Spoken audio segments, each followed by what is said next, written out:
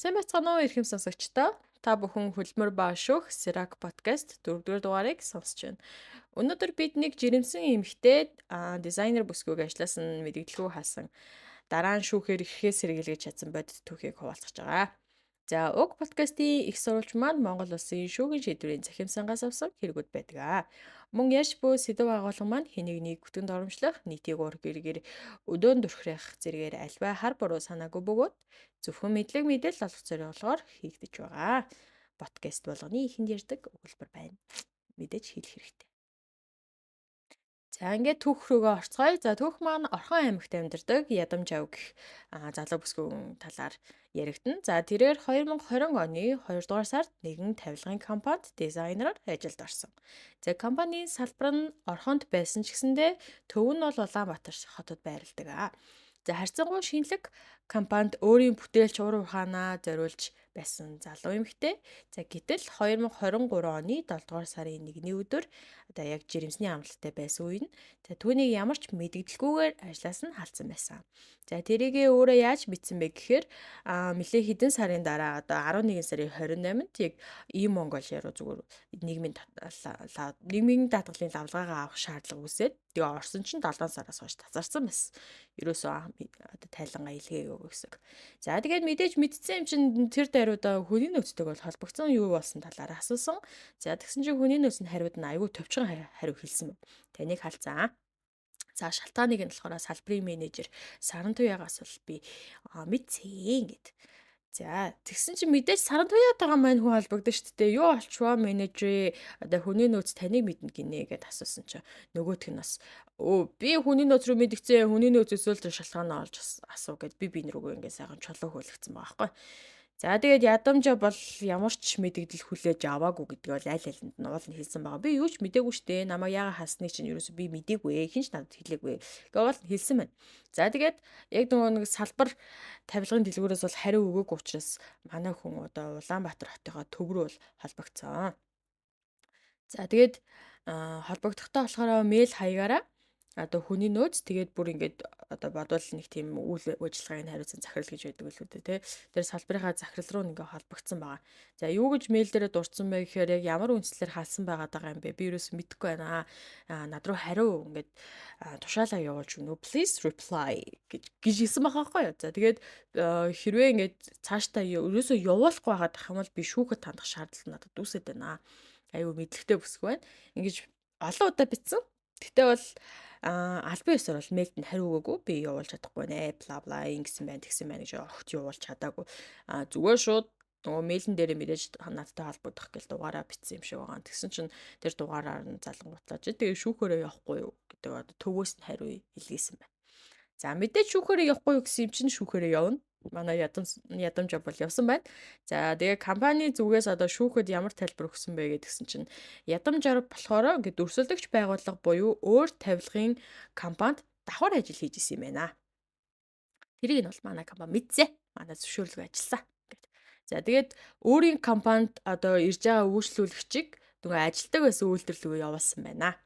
За тэгэнгүүтээ тэгж явуулсныхаа үндсэн дээр цаад компаниасаа тэр нөгөө явуулсан үйлчлүүлэгчээсээ борлуулалтын хуваараа ингэж хүртэж мөнгө олдог гэсэн байна.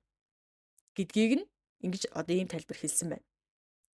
Гэхдээ эдгээр нь дан ганц үгээр баталгаажсан нотлох баримтаар дэмжигдээгүй байсан юм байна.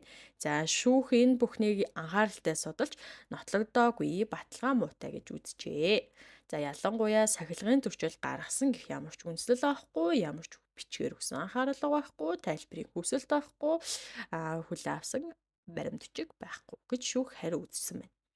За эндээс хамгийн гол зөрчил тодорсон зүйл бол тушаал танилцуулах журам байд юм аа. Би нөгөө өмнөх дугаарууд дээр ч гэсэн хэлсэн шүү дээ. Тушаал гаргахдаа хамгийн түрүүнд одоо хөдөлмөрийн тухай хуулийн заалтыг үндэслэдэг. Ямар шалтгаанаар уг одоо нөгөө нэг хуулийн нийцэл гэж яддаг байхгүй тий. Хуулийн энэ заалтыг үндэслээд би энэ тушаалыг гаргаж байна гэдэг. За араас нь мэдээж дотоод хөдөлмөрийн журмынхаа заалтыг үндэслэдэг. Одоо нөгөө ажлаас нь чөлөөлж байгаа бол эсвэл сахилгын шийдвэр оноож байгаа бол эсвэл мэдээж бүр урамшуулж байгаа тохиолдолд бонус олгож байгаа тохиолдолд тэр болгон чинь хөдөлмөрийн дотоод журман дээр заагдсан байх хэрэгтэй байдаг. Тэдгээр заалтыг үндэслэнэ. Үүний дараагаар дотоод журам эсвэл хууль дээр одоо дэлгэрэнгүй заагаагүй тийм зүйлс байх юм бол хурлын тогтоолыг үндэслэдэг. Ийм хөдөлмөрийн одоо нөгөө гурван талт хороо мороо хөдөлмөрийн эрх юм таслах маргаан таслах хороо мороо комисс гэл нэг юм ярьсан шүү дээ. Тэр гих мэтчлэн зүйлсүүдийн одоо хурлын тогтоолыг үндэслэн энэ тушаалыг гаргаж байна гэдэг ийм тушаал байх хэвээр. Тэгээд энэ тушаалыг танилцуулах журам гэдэг чинь юм онцгой зүйл байдэн шүү. За одоо нөгөө эргэн тал дээр ч гэсэн тушаалыг зөвхөн нөгөө доотлолт нь тийм олох суугаа тэгж хал суугаа ингэж хүлээс үгэ гэдгээсээ гадна дээдлийг нь юу ямар заалтыг үнсэлсэн байгаа мэй гэдгийг заавал уншаад за тэгээд тэрэн дээр байгаа юм чи одоо чинь хэдүүлээ дижитал 900-д амьдарч байгаа хүмүүс сайхан Google-д үзчих эсвэл бүр зураг явуулаад чат GPT-гээс тушаалынхаа зургийг явуулаад энэ одоо яг яасан тушаал байна вэ? Үнсэлтэй юу? Би ийм зүйл болсон юм аа. Бүр асууж гэсэн амар амархан. Одоо ч мөр ийм гомдол момдол юм гаргаж явах чих амар болжээ. За тэгэхээр ийм зүйлсүүд байд юм аа. Тэгээд тушаал дээрээс чинь сайхан журам хуулийнхаа үндслүүдийг тайлбарлсан. Араас нь нөгөө хурлын тогтоолыг үндэслэж энтер гэсэн байгаа бол сайхан тэр хурлын тэмдэглэлийг чинь би уншиж танилцмаар байна гэж хүсэлтэд тавих хэрэгтэй та. Тийм учраас хүний нөөцүүдтэй хандаж хэлэхэд ерөөсөө хийгдэггүй хурлын тэмдэглэлийг үндэслэн тушаал гаргаж болохгүй шүү. Хүмүүс эрхээ мэддэг болсон учраас тэр хурлын тогтоолыг уншия, хурлын тэмдэглэлийг чинь уншия гэдэг болсон шүү. Тийм учраас угаасаа байхгүй бол тэрийг үндэслэн тушаал гаргаад ирэггүй хүний нөөцтэй. Тэгээд за хөдөлмөрийн тухай хуульд ажлаас халах бол тэр тушаалыг ажилтнад бичгээр буюу албан ёсоор танилцуулж гар хэсэг зурулж байх ёстой. Эсвэл албан ёсоор мэйл явуулж байх ёстой. Ийм гэж яасан учраас ингээд сайхан капшн тайлбар хэсэг дээр айгүй сайхан дэлгэрүү мэдээлэл өгөөд тушаалтаа танилцсан бол та хариу мэйл илгээнэ үү? Хамгийн сүүлд нь сайхан явуулчих нь шүү дээ. Тэгээд уцаар мессежээр дахиад би мэйлээр аль бисаар тушаалыг чи явуулсан байгаа шүү. Та над руу танилцлаа гэд reply хийгээд өгөөрэй. Хариу явуулаад өгөөрэй гэд хэлэх хэрэгтэй. За, шүүх мэдээж эдгээр зүйлсүүд бол ерөөсөй баггүй байна. Энэ бүхэн огт алга гэдэг хариу илгээсэн. За тушаал бол 2023 оны 7 дугаар сарын 1-нд гарсан. Гэвч ажилтнанд ажил бай ёсоор өгдөөгүй, гар утас руу залгасан холбогдоогүй, чатаар явуулсан гэх боловч баримтгүй. Мэдээж одоо энэ тушаалч 7 сарын 1-нд гарсан байсан юм а. Байраа нөгөө танилцуулах гэдгс чи уцаа өгч наадах чинь. Тэгээд яг хуу чатаар холбоотой л байсан л да. Тэгээд чатаар явуулсан чинь бас хараагүй лээ гэд одоо нөгөө бодвол бас нөгөө компани үнийн нөөц шүүхэд хилээ хэлгээд ээ. За тэгээд би өмнөх подкастууд дээр дугаарууд дээр бас дахиад хэлээд байгаа шүү дээ. Уцаар битгий яриа. Аль болох нотлох байранд үлдэх боломжтой. Чатаар харьц, мессежээр харьц, мэйлээр харьц гэдэг чинь юм баггүй. Мэдээж хэрвээ үнэхээр чатаар танилцуулах га тушаалынх нь юуг нь сканцаа хөлбраа явуулсан байсан бол скриншот хийгээл би танилцуулсан байгаа сте. Наа чи өөрөө хариулаагүй штэ гэдэг юм ярих байхгүй юу? Тэгсэн чи мэдээж чатаар явуулаагүй л байгаа байхгүй да. Тэгээд тэр нь бол ямар нэгэн нотлох баримт болоогүй байна. За ажлын имэйл нь бол хаагдсан байсан гэдэг чинь нөгөө ажилд хүн орохоор чинь ажлын мэйл гэл тэр цэгээмэн гэл нөгөө нэг доментэй имэйлүүд нээдэг шүү дээ. Тэг мэдээж ажилласаа энэ чинь урт хугацааны чөлөөнд гарчиж байгаа юм чи ажлаа хүлээлгэж өгсөн байгаа хүнд имэйлийг хаа штэ. Ямар утгагүй юм ртэ тий. Тэгээд хувийн мэйл хаяг нь бүртгүүлгүй гэж энэ бол хүний нөөцийн өөрийнх нь алдаахгүй юу. Ягаад тэгэхээр өөрөөсөө яг гаж 2 3 хуудас CV бөглүүлтийн тий анкет бөглүүлээд байд юм бэ. Тэрэн дээр чинь хувийн мэйл хаяг өөрөөсөө бичих хэрэгтэй байгаа шүү дээ. Бичээг бол та яг одоо мэйл хаягаа нэгээд энэ дээр бич гэдэг шаардлага өөрөө хүний нөөцтэй байх хэрэгтэй байхгүй. Тэгсэн чинь бүртгүүлгүй байсан шүү дээ гэдэг тайлбар хэлсэн байгаа даа. За тэгээ хамгийн анх албан ёсоор гардаж авсан өдөр нь болохоор 24 оны 3 сарын 26 гэж байна. Манай хүн чи өөрөө 23 оны 11 сард им Монголиас лавлгааныхаа дагуу мэдсэн. Тэгсэн чинь халдсан байсан огноо нь бол 7 сард тухайн оныхоо 23 оныхоо. Тэгсэн чинь яг би ингэж шүүх цагдаа дээр тулж агаад тэгээд тушаалтайгаа танилцсан огноо гэдэг тэгсэн чинь бүр 24 оны 3 сарын 26 гэж байгаа юм. Тэгэхээр л энэ бүх асуудал хууль журмын дагуу хийгдээгүй гэдэг нь тодорхой болчихж байгаа нь л энэгээр илэрхийлэгдчихэж байгаа.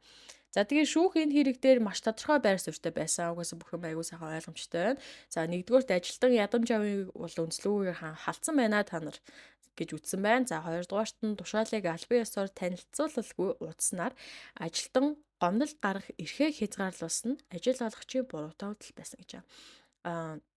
Ягаад тэгэхээр ямар нэгэн альва хүн гомдолтой байгаа тохиолдолд шүүгët хандах одоо хуулийн хугацаа нь өөрөө 90 хоног гэдэг байхгүй.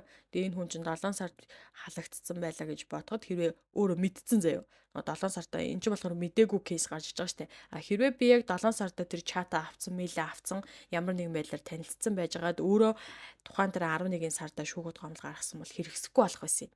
Тэгсэн чинь энэ дээр бол нөгөө мдээгүй гэдгээ бас нотолчихж байгаа байхгүй юу. Тийм учраас энэ нэг бол ажил олгогчийн буруутай үйлдэл учраас би энэ гомдол шүүхийн хугацаа эрхээ хязгаарласан ч гэсэндээ би энэ гомдлыг хүлээгээд авъя гэж шүүгдчихсэн байгаа. Тэгэхээр та эндээс бас юу гэж ойлгож авах нь вэ те? Хэрвээ та мэдсэн байгаа чи ямар нэгэн байдлаар нотлох баримттай бол те мессежээр очсон, мэйлээр очсон, эсвэл бүр өөрөө очиод танилцсан даашаа байх юм бол тэр чинь тэгээд угаасаа шүүхэд хандалт хэрэггүй гэсэн үг. За тэгээд иймээс шүүх болохоор ядамж авыг хуучин дизайнерын ажилд эргүүлэлтэн тогтоосон байна. За ажилгүй байсан хугацааны цалинтай тэнцэх сая 451,849 төгрөгийг гаргуулan өгөх шийдвэр гаргасан байна. За түүнчлэн нийгмийн даатгал болон эрүүл мэндийн шимтгэлийг нөхөн төлөвлөхийг ажил олгогчид өөрөг болгосон байна. За энэ хэргийн гол сургамж нь юу вэ гэхээр хуулийн дагуу ажил олгогчид ажилтны хөдөлмөр эрхлэлтийг дуусгар болох гэж байгаа бол бүхнээ бичгээр баримттай гар үсэгтэй хийдэг байх ёстой хүний нөхцөлдөө. За мэдээж уцаар хэлсэн чатаар явуулсан гэдэг зүйл ч юм уу шүүхийн өмнө баталгаа болохгүй. Тэгэхдээ энэ хоёр ч бас баталгаа болох тохиолдол байгаа. Тэр нь юу вэ гэхээр уцаар хэлэхдээ рекорд ахина. Тэгээд сайн байна уу? Одоо хүний нөөц байгаа шүү дээ. Сайн уу? Ядамж аваа юу байна? Хүний нөөц байна. Би нөгөө нэг чамд тушааллыг танилцуулах гээд тэгээд дээрэс нь би нөгөө рекорд хийж байгаа шүү. Ягаад тэгэхээр би заавал нөгөө тушаалтаа танилцъя гэж дуудах шаардлагагүй гэж үзээ. Тэгээ уцаар мэдэгдэж байгаамаа. Тийм учраас би тэргээд нөгөө байрны толгойд рекорд хийж байгаа шүү гэж хэлэх хэрэгтэй. Тэгээд би рекорд хийлгмээргүй байна гэх юм бол устгachж болно. Гэхдээ ихэвчлэн хүмүүс за тийм үү ягаад тушаал гарсан ингэ нөгөө тушаалын хааллаар ярилцаж авчдаг л та. За тэгээд чатаар явуулж бас болно. Нөгөө скан хувилбараа явуулангуудаа нөгөө нэг мэйл хавьч бүртгэлгүй байсан учраас би чатаар явуулчлаа. Нөгөө холбоотой байдаг зүйлээр явуулчлаа. Тушаалтайгаа танилцаарай гэж явуулчихна шүү дээ. Тэрийг гол скриншот хийгээд авчих хэрэгтэй гэсэн үг. Энэ ингэсэн тохиолдолд энэ хоёр чинь шүүхийн өмнө баталгаа болдог. Ингээгүй зүгээр ингээ явуулсан байсан шүү дээ гэд ямар ч скриншот хийх боломжгүй юу ч болоогүй юм байж тэх юм бол мэдээж баталгаа болохгүй нь ойлгомжтой л доо. За тэгмүүд ингээ хүний нөөц тал дээр ингээ баталгаа болдог зүйлүүд дээр зөвлөлчлөө шүү дээ. Тэгээ ажилтан тал дээр юу болдог вэ гэхээр за үнэхээр та буруу халагдсан гэж үзэх юм бол маш сайхан тайвнаар бичгээр олон удаа нотлогоотойгоор хандаж шүүхээр дамжуулан өөрийн эрхийг хамгаалж чадна гэдгийг бол энэ кейс харуулж байгаа. За тэгээд мэдээж хүмүүс нэг их мэддгүү андуураад идэг хэд хуулийн заалтуудыг би таад тайлбарлаж өгье гэж бодсон юм аа. За нэгтэй шүү дээ декретний амралт гэж яриад байдаг те. Декретний амралт гэж өөрөө юу юм бэ гэхээр Орос үг шүү дээ. Оросоос Монгол руу орцсон. Декретний отпуск гэдэг үг баггүй юу? Жирэмсний болон амарчсны амралтыг одоо тодорхойлж байгаа юм Орос үг юм байна. За энэ нь эмэгтэй ажилтан жирэмсэн болон төрхтэй холбоотойгоор авах боломжтой хөдөлмөрийн хуулиар олгогдсон тодорхой хугацааны цалинтай амралт. За тэрэн дээр юу гэж заасан байдаг гэхээр хөдөлмөрийн тогоо хуулийн дээр жирэмсний болон амарчсны амралтын чөлөөг олгох ёстой. Энэ болохоор хуулиар заагдсан үүрэг. Дээрээс нь энэ 120 хоног байх ёстой гэж заагаад өгсөн байдیں۔ Тэгэхээр та нөгөө жирэмсэн эмэгтэй маань 32-7 хоногт одоо энэ амралтын декретний амралт нь гардаг гэсэн үг байхгүй юу? Ягаад тэгэхээр албан ингээд бүрийн ёсоор бол ураг маань боожоо дууссан хизээч хамаагүй төрөх боломжтой эрсдэлтэй хугацаа гэдэг юм аа сүүлийн 8-7 хоног ч ингээд тодорхойлоод өгсөн эмчийн магадлалтай эмнэлгийн магадлалтай юм бичиг авсны үндсэн дээр ингээд хийдэг юм. За тэгэнгүүтлээ та нөгөө 41 хоногтой ч юм уу 39 хоногтой төрчдөг тохиолдол байдаг шүү дээ. Тэр чинь болохоор ямар ч хамаагүй энэ бол яг хуулийн заалтан дээр хоног заагаад өгсөн 120 гэсэн байдаг учраас 4 сарын чөлөө автоматар гарна. Тэгэхдээ та албан ёсоор дахиад өргөдөл бичих ёстой. Энэ өргөдөл гэдэг зүйл чинь бол хөдөлмөрийн харилцаанд бол ингээд байнгын давтагдчихийдэг зүйл байхгүй юу? Юм л өргөдөл бичиж өгчжээ. За өргөдөл дээр юу гэж тусгасан байх ёстой вэ гэхээр мэдээж ойлгомжтой. Тэр өвхтө тэр миний би тийм албан тушаал дээр тэдэн сарын тэдэн оны тэдэн сарын бидээс ингээд ажиллаж эхлээд тэгээд ингээ өмнө нь болохоор албан ёсоор жирэмсэн гэдгээ та бүгд удирдлагуудтай бол бэлэгдсэн. Миний 32 дахь 7 хоног бол тэдэн сарын тэдэнд одоо заагдсан байна эмнэлгийн магадлалаар. Тэгэхээр би энэ хугацаанаас ахуулаад декретний амралтанд гаргах хэрэгтэй хэрэг үүссэн учраас зохиогч хуримын дагуу шийдвэрлэж өгнө гэд өргөлөө бичээд өгч гэнэ. За тэгвэл тэр үргэлжлэж хүлээж аваад ингээд ажилтнанд тэрийн өргөдлийг үндэслэн ингээд тушаалаа манай хүний нууц гаргах чинь. За тушаал дээр мэдээж өргөдлөн дээр нөгөө 32 дахь 7 хоног чи хизээж зааж байгаа. Тэрнээс автоматар 120 хоногтой гаргах чинь тушаалаа. За тэгэнгүүтээ би бас нөгөө жишээ тушаалуудын загвар сайхан Google-д олоод авсан байгаа. Энийг бичлэгэн дээр оруулчихнаа. За тэгэнгүүт нь шүү дээ яг энэ дээр маш их алддаг эмэгтэйчүүд яг юун дээр алддаг вэ гэхээр энэ ч бод нөгөө улсаас тэтгэмж авчдаг байгууллагаас нөгөө ямар нэгэн зардал гардаг шүү дээ. Нөгөө тэтгэмжэн дээр, секретний тэтгэмжэн дээр. За секретнийхаа би өргөдлийг бичсэн. Тушаал гарцсан би тушаалтаа яг танилцсан. Тэгээ би 3 хүүхдээ 3 хүртэл нь бол миний нийгмийн даатгалаар таслахгүй ажлын байрыг маань хадгалж ийна гэж бодчихдог байхгүй юу? Энэ бол хамгийн том алдаа. Үгүй шүү. Декретний амралт хүүхэд асрах чөлөө гэдэг чинь шал тусдаа ойлголт. Декретний амралтыг сая ярьсан 120 хоног гараад автоматар дуусчихна. Ажлын байрыг чинь хадгалах албан ёсны хуулиар заагдсан чөлөө чинь гээд дуусчихж байгаамаа. За тэгвэл хүүхэд асрах чөлөө гэдэг чинь шүү дээ. Айгуу гоё шүү дээ. Ихэд зөвхөн эмэгтэй нь авч болдог гэж боддог байхгүй юу? Тэгсэн чинь эцэгт бас олгож болдгийг. Аавуудад бас олгож болно. Хүүхэд чинь ялах байгаа бол 3 хүрээгүй байгаа бол бас өргөдлөө өгөөд ажлын байраа хадгалуулж болдгийг. За энэ дээр дахиад өргөдөл бичин нэмэгтэйчүүд маань. За юу гэж өчгөө гэхээр аль тэр огт тэр миний би тэдэн сарын тэднээс тэгэж ажиллаад тэгээ би ингээд 32 7 хоногт одоо чөлөөнийхөө өргөдлийг сайхан бичээд одоо 5 сарын 20 гэхэд миний энэ декретний амралтын хугацаа албан ёсоор дуусч байгаа юм байна. Тийм учраас одоо манай хүүхэд манд өнгөж 2 сартай байна. Одоо 2 сартай л гэсэн үг шүү дээ. Тийм болохоор би арай ажиллаа хийж чадахгүй байна. Тийм учраас хүүхдээ маань 3 нас хүртэл нь буюу 2020 одоо 5 онд өнөөдөр би ярьж байгаа юм чинь 27 оны тэдэн сарын тэдэн 28 оны 1 сард хүртэл надад албан ёсны хүүхэд тасрах чөлөөг маань олгож өгөөч 3 жилийн хугацаанд хэрвээ хүүхэд харах хүн маань олдоод би доктор сууршилтай ажиллах боломж маань үсэх юм бол тэр үед намайг ажилд маань буцаагаад аваарай ч юм уу те. Тэг ингээд өргөдөл бичсэн тэр зохиогч юмны дагуу шийдвэж өгнө гэд өргөдлөө бичиж өгөх хэрэгтэй. Хүний нөөцөд бас энэ дэр өөрөөсөө амар алддаг байхгүй. За угаасаа хасрах чөлөө гарах хэрэгтэй юм чи. За тэгэл болчихгүй л үдэг. Ямар ч тушаалаа хүн бодооч өгдөггүй, нөгөө тайлан илгээж байгаа шүү дээ. Тэгээд ябооч нөгөө хүнийгээ мартчихдаг. Эсвэл нөгөө нэг ямар ч бичиг цачиг үлдэг өмөртлөө нийгмийн даатгалыг нь төлсөөрлөдөг, тайлгын саарладаг тийм тохиолдол байдаг байхгүй юу? Энэ хоёрыг хүний нөөцөд ч өөрөө одоо ялгаж салгадаггүй жирэмсэн эмэгтэй одоо хүүхд төрүүлсэн эмэгтэйчүүд маань ч гэсэн өөрсдөө ялгаж салгаж чаддгүй маа. За тэгээ энэ дээр шүү дээ ажлаас нь халтсан тохиолдол бас байдаг аахгүй. Тэгээд айгүйх нөгөө хэрэгсэхгүй болгосон шүүхийн өмнө нэмэгтэйчүүд маань ялагдал хүлээдэг бас айгүй тохиолдол байдаг. Ягаад тэгэхээр өөрөө та энэ өргөдөл бичиж өгөх хэрэгтэй байсан байна шүү дээ.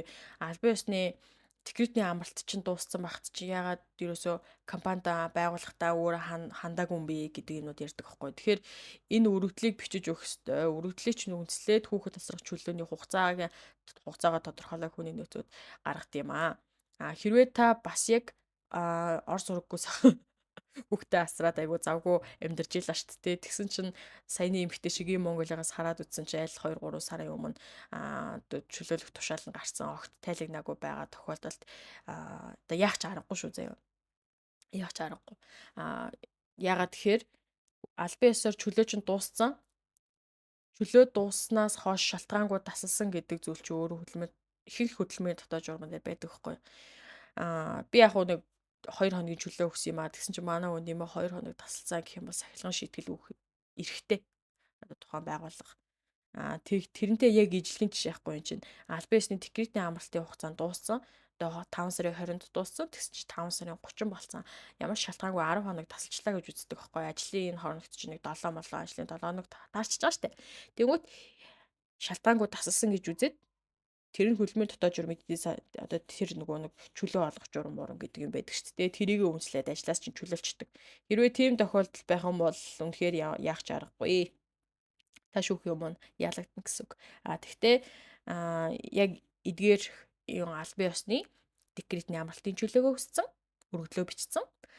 Энэний дараагаар ахад хүүхэд тасрах чөлөөнийхөө өргөдлийг бичсэн. байгаа тохиолдолд бол та ямар ч айхаацгүй ямар ч тохиолдолд шүүхийн өмнө ялалт байгуулна. Тэгээд ямар ч тохиолдолд эдгээр өргөдлүүд дээр үндэслээд өөрсдөө тушаалга гаргацсан байгаа л хүний нөөцөд хаалга тушаал гаргаж өгөх болохгүй шүү. Ажлаас нь чөлөөт тушаал гаргаж болохгүй.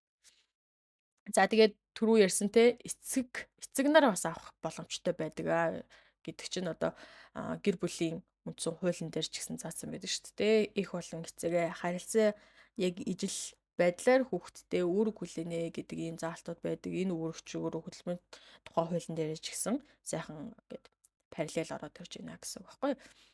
Би үнэхээр нөгөө 2 настай хүүхэдтэй тэгтээ манай эхнэр маань нөгөө ажил хийж байгаа ч юм уу. Тэгээ 9 шидийн л амьдралд зүйл тохиолддог л доо эмэгтэй ээж нь нас орсон ч юм уу. Эсвэл ямар нэгэн тохиолдлоор за муу арга зааж байцаа юм шүү дээ. Муу арга шүү дээ. Угаасаа энэ хүртэл их хүмүүс миний подкастыг сонсдог болох муу аргыг ингээ заагаад өгч. Ямар нэгэн байдлаар 1 сарын хугацаатай ч юм уу эсвэл яг сайхан найзуудаараа зугаалъя заяа. Гэр бүлийн найзуудаараа хөдөө гадаа явъя гэдэг чихэд чамд гээл чи амарт чиж өгөхгүй эсвэл юу гэнч өгөхгүй байвал чөлөөч өгөхгүй байвал заяа. Ингийн нөгөө хувийн чөлөө гэсэн шүү дээ. Хувийн чөлөөч өгөхгүй байвал сайхан зовлон худлаа зөхөөгөө. Өөрөглөл бичээ намайг 1 сарын хугацаатай хүүхэд цус чөлөөнд гаргаж өгнө үү гэж бичиж болдог байхгүй. Тэгээд энэ хугацаанд яг тэтгэмжтэй ч гэж болдог, тэтгэмжгүй цалинтай ч гэж болно, цалингүй ч гэж болно л доо. Тэгтээ тэрийг бол харилцан тохиолцоод ойлгодог. Гэтэ нөгөө муу аргыг л юм чи цалингүй л гэсэн шүү дээ. За тэгээд энэ хүртлэг бас сонсдог юм чи яад ингэж бодоод жоохон муухай арга заагаад өчлөө ажилтан талдаа. За ингээд хөдөлмөр ба шүү Сэрак подкастын 4-р дугаар өндөрлөө. Энэ түүх бол зүгээр нэг халагдах тухай эсвэл ажлаас нь чөлөөсөн тухай асуудал бол биш. Энэ бол жирэмсэн эмэгтэйг мэдэгдэлгүй хаалж болох уу? Ажилтныг үнэлгүүлгүйгээр холдуулсан тохиолдолд хууль хэрхэн хамгаалдаг вэ гэдгийг та томруунаар харуулсан жишээ байлаа гэж бодож байна. За тэгээд YouTube хөтлөн подкаст хийн гэдэг чинь амар хэцүү юм байна. Өөрөө гол нь их залхуу хүн байгаа. Би тэгсэн чинь их тууштай байхыг шаарддаг юм байна. Тэгээд одоо энийг одоо энэ чинь айгуу жоохон сонирхолтой жишээ байхгүй. Тэгээд хүмүүст айгуу хэрэгтэй дугаар ийм жишээ кейсийг олохын тулд ингээд бүх хурлын тэмдэглэлүүдийг, шүүхийн хурлын тэмдэглэлүүдийг бүгднийг нь уншаад яаж яалсан байна, ямар хуу одоо жишээ авч би хүмүүст хэрэгтэй мэдээлэл олгож болох уу гэдэг талаараа бүгдийг нь судалдаг учраас айгуух цаг ордог. Тэгээ миний залхуу хүрээд байна. Тэгээ дээрэс нь YouTube маань миний дугаарууд маань маш хандлагагүй байгаад байна. Тийм учраас миний урмыг маш их хугалж байгаа болохоор би 5 дугаар дугаарыг бичнэ гэдэгтээ айгуу итгэлгүй байгаа. Тэгээ угаасаа миний YouTube-ийг дундаж сонсдог хугацаа 8 минут лээ. Тэгэхээр та нар энэ хүртэл олж сонсож чадахгүй учраас би хамгийн сүүлд нь албаар бичиж байгаамаа. Тэгээ хэрвээ миний санаа сэтэл өөрөөр одоо явах юм бол дахиад дугаар бичиж магадгүй. Эсвэл энэ одоо энэ сэдв байгаа шүү дээ. Энэ контент гэдэг чинь өөрөө сэдв гэсэн үг юм билээ шүү дээ. Ямар тань юм бэ? Контентын сэдв маань та хэдэд сонирхолтой байгаа юм шиг лээ. Хэрвээ тэх юм бол би бас дахиад сайхан Монгол болсон хэрэгүүд амьд явах эрхийн баталгааг зөрчсөн буюу алалгын хэрэгүүдийг ярих байх. Тэр маань надад ч гэсэн илүү сонирхолтой байгаа. За тэг ингээд дуусгаад сонсож байсан бүх үзэгчидтэй баярлалаа. Эрхээ мэддэг байж эрхээ хамгаалцгаая. Энэ бол хөдөлмөр ба шүүх Сэрак подкаст. Баяртай.